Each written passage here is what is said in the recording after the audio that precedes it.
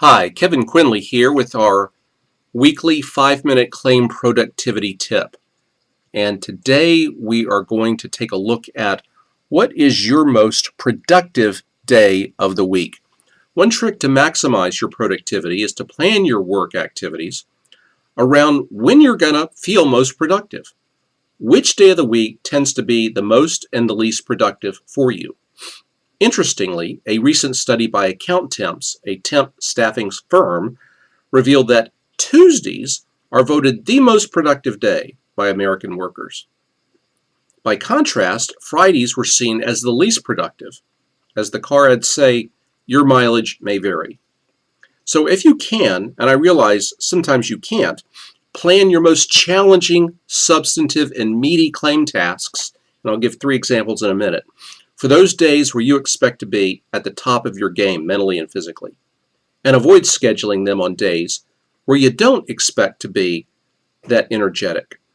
Examples of demanding tasks might be reviewing a 400-page demand packet that'll take time and careful analysis, or a tough claim negotiation with a claimant attorney or policyholder, or a touchy performance review on one of your reports who needs to up their game. For example, when I worked in offices, I often didn't find Mondays very productive. A lot of times my sleep cycle had adjusted to having rested over the weekend, caught up on my sleep. So the shock to my system in reacclimating to the alarm clock would leave me a little bit peaked on Mondays. Also, I often taught CPCU classes on Monday night at another location. So mentally, I knew those were going to be long days.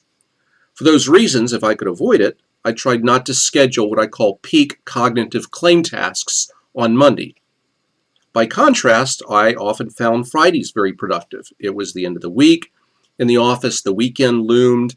The atmosphere in the office was a little different, more informal. The phones seemed to be quieter. It lends itself to catching up on tasks, projects, and mapping out your future work plans for the following week.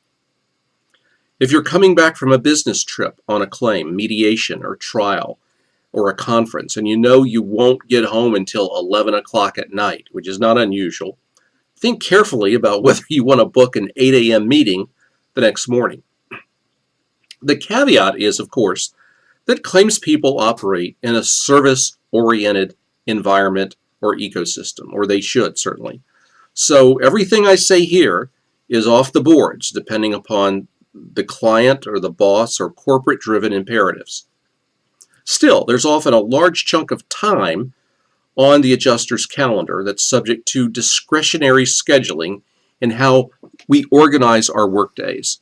So the point and the takeaway is examine your own work patterns and upcoming schedule and maximize your productive days by factoring in the less productive days and deciding what to do and when to do it.